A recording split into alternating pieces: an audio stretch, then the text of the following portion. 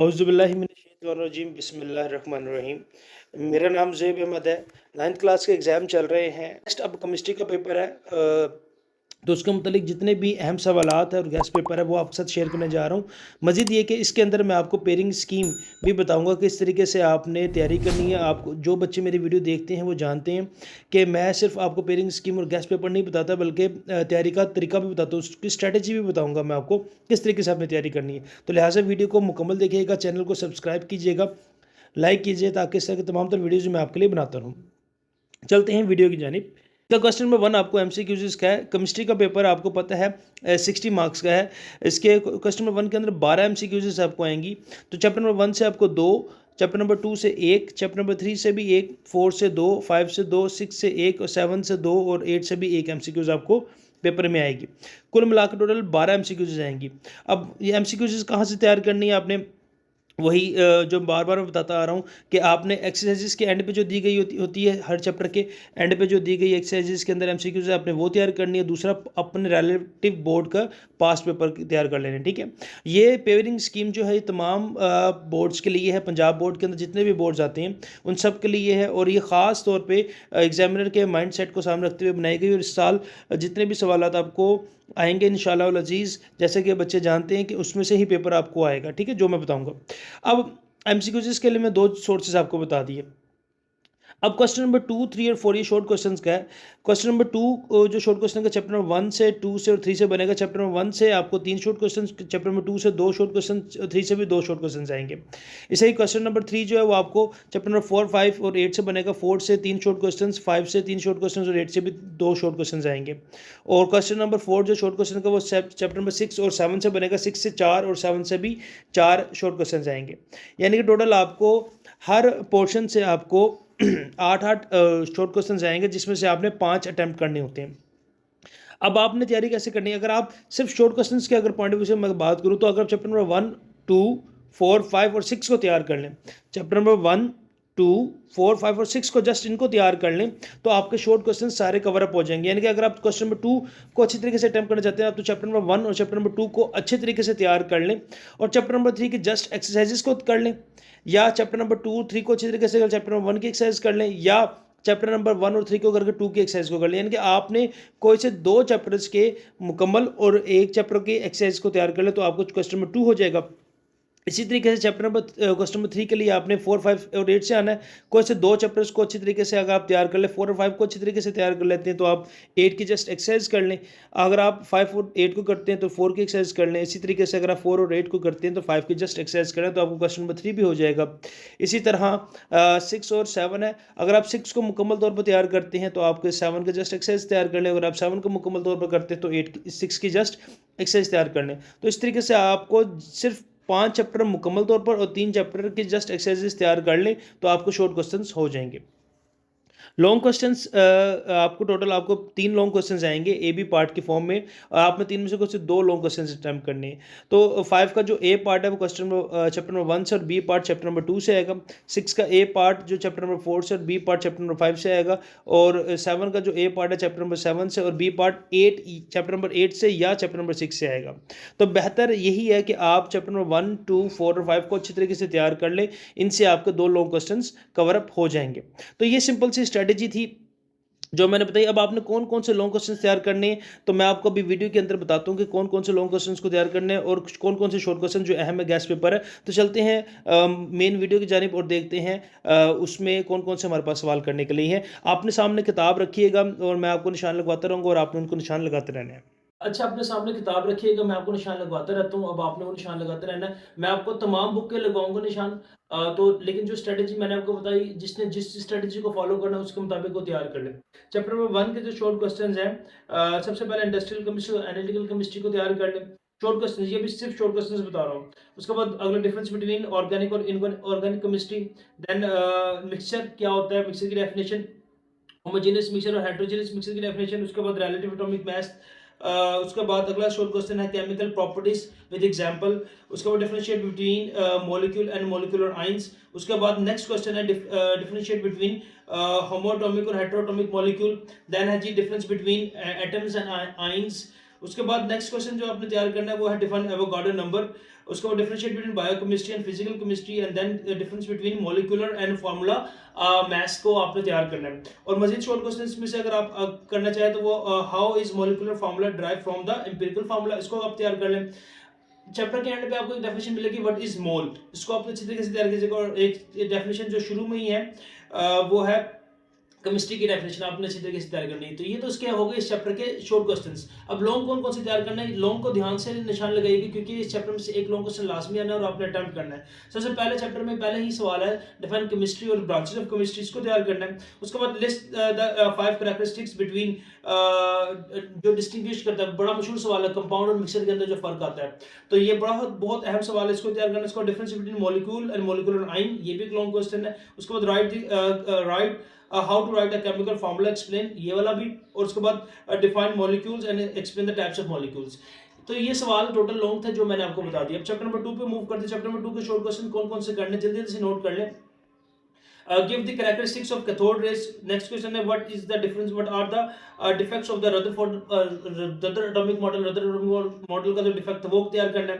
उसके बाद give the 2 characteristics of canal rays, then है जी write the 2 characteristics of neutrons, neutrons की 2 characteristics उसको तैयार करना है। उसके बाद है जी write observation of the Rutherford experiment, Rutherford experiment का जो observation है उसको तैयार करना है।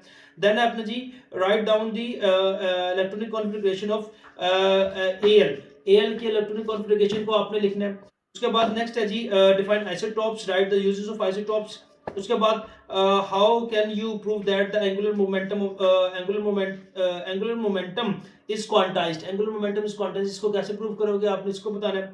देन उसके बाद है जी for what purpose of uranium U-235 is used, बड़ा मशहूर सवाल है, एक्सरसाइज के अंदर मौजूद है ये। एक्सप्लेन, उसको नेक्स्ट है explain the isotopes of hydrogen with help of diagram. उसके बाद डिफाइन कार्बन डेटिंग। नेक्स्ट है जी write the electronic configuration of carbon and chlorine. उसके बाद है जी what is meant by electronic configuration, electronic configuration से क्या मुराद है, ठीक है, उनके ट्रेंड्स भी कर लीजिएगा। तो ये शॉर्ट क्वेश्चंस हो गए। इस चैप्टर से जो लॉन्ग क्वेश्चन है वो आपने करना है। How are cathode rays produced, write 5 major characteristics, ठीक हो गया। इसको नेक्स्ट क्वेश्चन है जी write the note on discovery of the proton and also write the properties of the canal rays। उसके बाद नेक्स्ट है जी how neutrons was discovered, write down the some properties of the neutrons। उसके बाद next question जो आपने तैयार करना है वो है explain the Bohr's atomic theory and also write the postulates of Bohr, Bohr के postulates बताने हैं। इस चैप्टर से एक लॉन्ग क्वेश्चन लाजमी आना है, चैप्टर 1 के साथ पेयर बनना है, इसका तो लिहाजा कीजिएगा। नेक्स्ट क्वेश्चन जो लॉन्ग क्वेश्चन है रदरफोर्ड एक्सपेरिमेंट वाला करना है, इसके आपने बताने ऑब्जर्वेशंस बताने हैं, उसके रिजल्ट्स बताने हैं। उसके बाद लास्ट सवाल सबसे अहम सवाल है define isotopes and write the uses of isotopes, ठीक हो गया। इन द फील्ड आप कह लें कि different fields of life. Chapter number 3 पे आप आ जाएं तो इसके शॉर्ट क्वेश्चन से define Newland laws of active octaves. उसके बाद है जी डिफाइन मेंडलीव पीरियोडिक लॉ। उसके बाद next question why are noble gases not reactive, बड़ा ही इंपॉर्टेंट शॉर्ट क्वेश्चन है ये वाला। उसके बाद है what do you mean by the groups and periods in tables. उसके बाद नेक्स्ट है define electron affinity, right the trends in electron affinity in groups and periods. उसके बाद नेक्स्ट क्वेश्चन जो आपने तैयार करना वो है define shielding effect, then what is meant by atomic radius and write the its unit. उसके बाद जो आपने तैयार करना वो है what is atomic radius and at its units। उसके बाद why the second ionization energy is higher than the first ionization energy, ठीक है। उसके बाद नेक्स्ट क्वेश्चन जो आपने तैयार करना वो है define the electronegativity and write its trends in the periods and groups and periods के अंदर इनके ट्रेंड्स बताने हैं। उसके बाद define ionization energy and write its use unit। Next question write the trend on the shielding effect in groups and periods के अंदर इनके वो बताने ट्रेंड्स भी बताने हैं। नेक्स्ट क्वेश्चन है what write down the modern periodic law. और लास्ट है शॉर्ट क्वेश्चन जो वो है what are the dominant triads, ठीक हो गया ये शॉर्ट क्वेश्चंस। अब इस चैप्टर से लॉन्ग कोई नहीं आना तो लिहाजा लॉन्ग करने की जरूरत ही कोई नहीं है। चैप्टर नंबर 4 के शॉर्ट क्वेश्चंस पे आप आ जाएं तो define octet rule and duplet rule. उसके बाद नेक्स्ट है जी define the carbon chemical bond and what why do atoms chemical forms chemical bond। उसके बाद जी what is the difference between polar and non-polar covalent bond and explain with one example। next है जी why ice float on water, ये बहुत important short question है ये वाला। उसके बाद what is meant by intermolecular forces, then है जी characteristics and properties of the ionic compound, उसके बाद है जी metals are the good conductor of electricity, why. तो ये बड़ा मशहूर सवाल है, metals are the good conductor of electricity, explain करें व्हाई, क्यों ये है, क्योंकि इनके अंदर फ्री इलेक्ट्रॉन्स होते हैं, पता है हम सबको। Why are covalent bond becomes polar. Next question, difference between lone pair and bond pair, उसके बाद difference between polar and non polar compounds. एक और मशहूर सवाल है, why HCl has a dipole forces of attraction. एक और मशहूर शॉर्ट क्वेश्चन है, why is the BF3 electrons deficient. उसके बाद है जी write two characteristics of covalent compound. ठीक हो गया। उसके बाद इस चैप्टर के अंदर से जो मोस्ट इंपॉर्टेंट डेफिनेशन है ना, इसको भी जरा नोट करना शॉर्ट क्वेश्चंस के लिए। मोस्ट इंपॉर्टेंट डेफिनेशन है वो है single covalent bond, double covalent bond, ionic bond, polar compound और हाइड्रोजन बॉन्डिंग। ये मोस्ट इंपॉर्टेंट इसकी डेफिनेशन है, इसको करना है आपने। इस चैप्टर के अंदर से लॉन्ग क्वेश्चन लाजमी आना है। वो कौन कौन से लॉन्ग क्वेश्चन करने हैं आपने? कोऑर्डिनेट कोवेलेंट बॉन्ड वाला करना है आपने विद एन एग्जांपल, उसकी एग्जांपल्स लास्ट में देनी है। नेक्स्ट है जी write the ionic compounds and covalent compounds and और उनकी properties बतानी है, types बताना है। Next है जी define the covalent bond, describe its types, covalent bond की types, ये बड़ा मशहूर short long question है। अगला सवाल है जी explain the polar and non-polar covalent bond। उसके बाद define ionic bond and explain it with an example of NaCl। उसके बाद है जी explain the hydrogen bonding in details। ठीक हो गया। उसके बाद नेक्स्ट जो आपने करना है चैप्टर नंबर 5, उसके शॉर्ट क्वेश्चन कौन कौन से, इसको जल्दी से नोट करें। Differentiate between diffusion and diffusion. Next है जी डिफाइन स्टैंडर्ड एटमॉस्फेरिक प्रेशर और व्हाट आर द यूनिट्स, और इसका यूनिट पास्कल किसके इक्वल होता है, इसको भी आपने बयान करना है। नेक्स्ट है जी state Boyle's law, write its mathematical form. उसके बाद next short question Charles law, उसकी मैथमेटिकल फॉर्म बतानी है। देन है define evaporation, why does the evaporation cause cooling, ये बड़ा मशहूर शॉर्ट क्वेश्चन है। उसके बाद define the boiling point and freezing point. Then जी define the term allotropy with an example. Then बड़ा मशहूर एक सवाल है, कोई भी आपको यूनिट कन्वर्ट करने वाला आएगा, convert 70 centimetre Hg into the ATM, ये आ जाएगा। उसके बाद what is the absolute temperature, what write its value। then I define diffusion and name of the factors affecting the diffusion। उसके बाद what is vapor pressure and explain the effects of temperature on the vapor pressure, कि vapor pressure का temperature पे क्या effect है। next है जी define the atmospheric and the crystalline solids, give an example। उसके बाद define transition temperature, give an example। उसके बाद difference between evaporation and condensation। उसके बाद difference between bonding and melting, boiling and melting point। ठीक हो गया। ये शॉर्ट क्वेश्चंस। अभी चैप्टर से लॉन्ग कौन कौन से करने नोट कर लें इसको जल्दी से।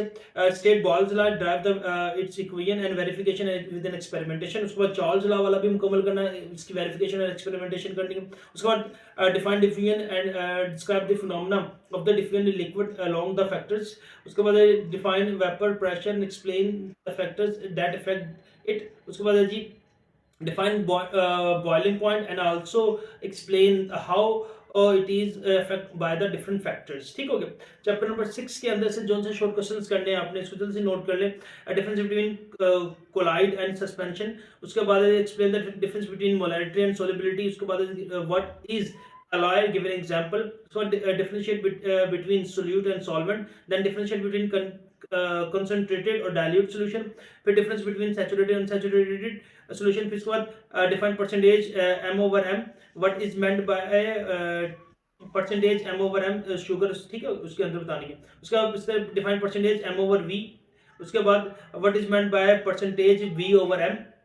उसके बाद डिफाइन मोलर सॉल्यूशन। उसके बाद एक्वस सॉल्यूशन, उसकी example. Next question is what is meant bye dilution of a solution. उसके बाद आपने जो नोट करना सवाल है जो why is water called the universal solvent, बड़ा मशहूर है, why is water called the universal solvent, बहुत मशहूर शॉर्ट क्वेश्चन है। उसके बाद what like dissolve like explain with an example। उसके बाद ये है इसके homogeneous mixture के अंदर आपने बताना है। ठीक है इसकी। उसके बाद लॉन्ग क्वेश्चन इस चैप्टर से कोई नहीं आना, 6 है तो करने की जरूरत नहीं। अब 7 चैप्टर के शॉर्ट क्वेश्चन कौन से हैं? इसमें सबसे पहला oxidation, define oxidation in terms of electron, give an example. उसके बाद define reduction in terms of loss और गेन ऑफ ऑक्सीजन और हाइड्रोजन, गिव एन एग्जांपल। उसके बाद difference between valency and oxidising oxidisation state. then है जी difference between an oxidizing and reducing agent, then है जी difference between electrolytes and electrolyte, इसको define anode and cathode। उसके बाद next short question है what is salt bridge and what is the function of galvanic. Next है जी what is galvanizing and why is it done. Next है what is meant by electroplating, ने explain with the example of the zinc over silver, ठीक हो गया। उसके बाद what is meant by corrosion and rusting.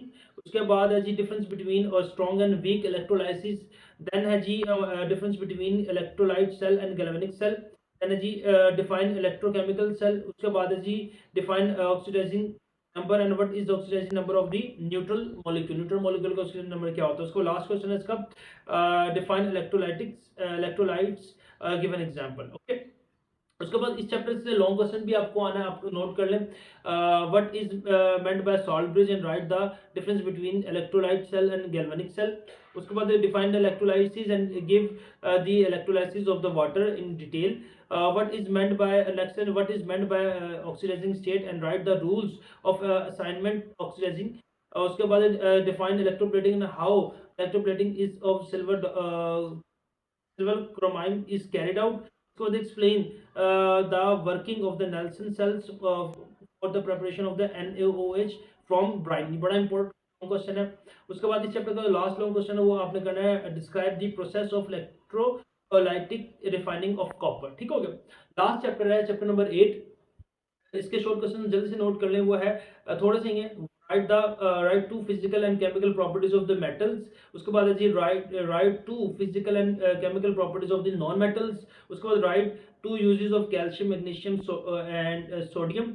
So write two uses of gold and silver, then the two properties of gold, and after that why reactivity of the metals increases down from groups, बड़ा important short question है।